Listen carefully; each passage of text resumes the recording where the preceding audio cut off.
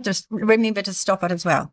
So I'm going to start by wetting to the edge and to the branch. Some colour in there. Just to the collar, the creamy collar, and down to the bottom. Just quickly. So you can come up and stand and watch her if you want. Just I can't see the screen. Yeah. Oh, do you need to pull a curtain? Come and stand over here. The artificial. Come up close if you want to. Watch if you want, because maybe even particularly just for the first time, but if you can see well on the screen, then that's great. I had a lady come up and tell me the other day that she found it much easier to concentrate on what I was doing, looking at it on the screen, than here when she was looking at everything else. And yeah, so could you pull that curtain there? oh sure. It's a rabbit. On the screen. Thank you. That's better. Is that better? Oops, one hair down. All your lids just. Oh, they're pretty much.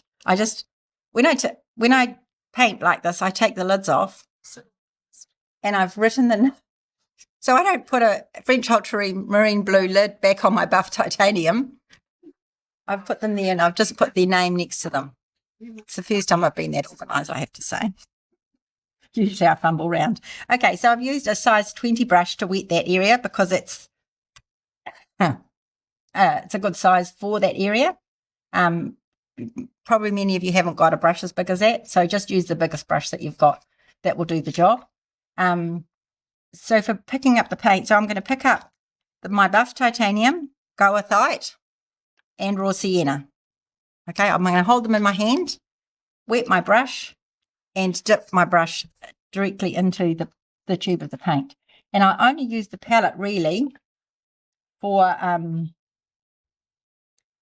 smoothing off. If I get a glob of paint, some are more globby than others. And if I get a glob of paint on my brush that I don't want there, then I will just tidy it up on my palette.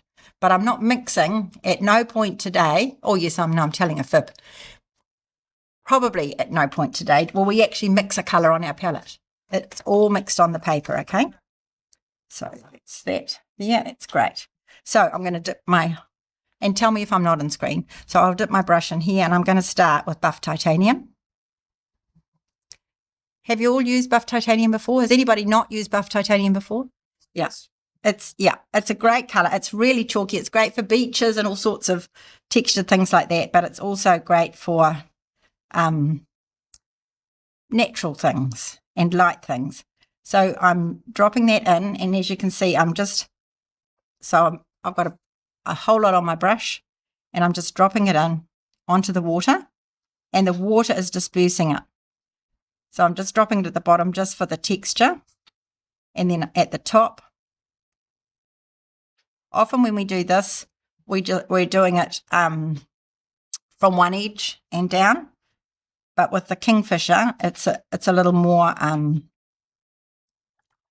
in different areas. So I'm rinsing off my brush, or you can pick up another brush, and I'm just dropping water on. So I'm rinsing it off, give it a little flick, no drying for that. And I'm going to drop water on top of where I've put the goethite at the edge, like that. What did I say? Oh, sorry. It's buff titanium. Okay, so just give that a couple of seconds. So there's so much water, I don't know whether you can quite see it, that it will run across my page. Can you see that? Yeah. It's puddling on my page. There's quite a lot. So I'll let that sit for a minute. I could put it on a little tilt, so just on a little bit like that, but I don't need to at this stage. Okay, so down the side of the wing, you can see there's some nice little flicky bits down here in. So I'm just going to start in further and just do a few with this buff titanium, and then the other colours will run out, but I'll also do it with other colours. That's the feathers that are flapping over, ruffling over the wing. Okay, so I've just given that a couple of minutes to settle, and it's granulated out quite nicely. Then I'm going to pick up the raw sienna, same thing. So dip my brush in.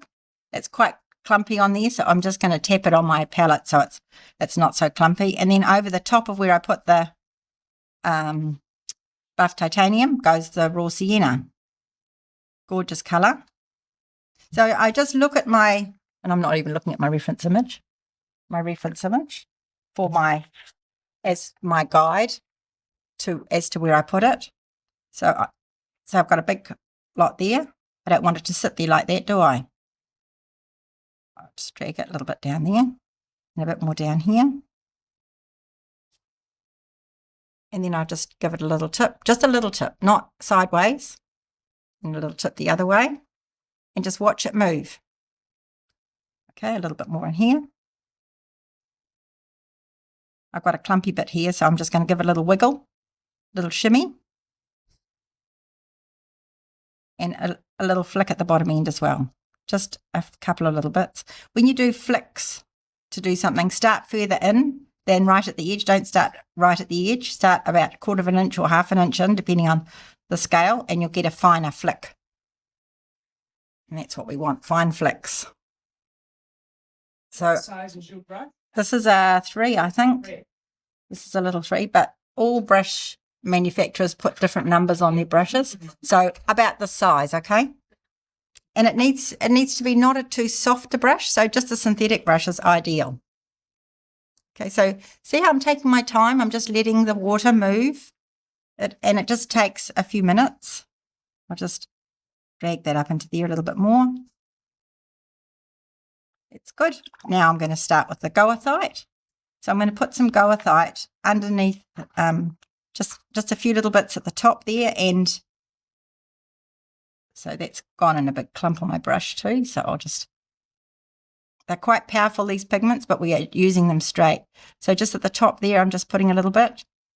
I'm on screen. You can see how it's bursting out, and I'll just create a little bit of a shaggy. This brush isn't quite fine enough for that, but I'm just going to do a few little bits like that, and then I'm going to use it at the bottom end as a shadowing.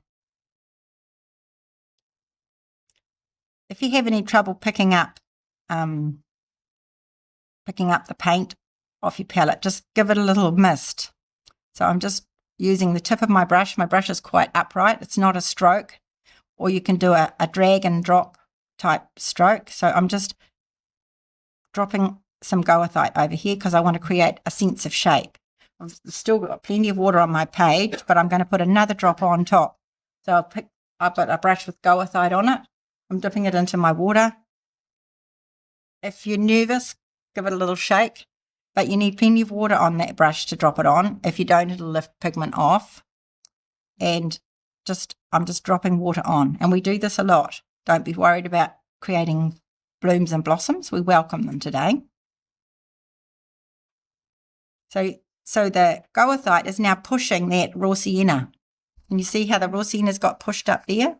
So you put colours on top of each other and they push each other around.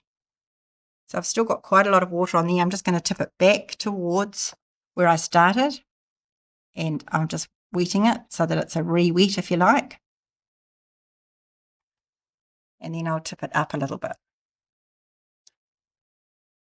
And I just want that just to drift up and create a sense of a rounded little belly at the top. Now I'm going to light flat. Sometimes we'll leave them sitting up a little bit tilted.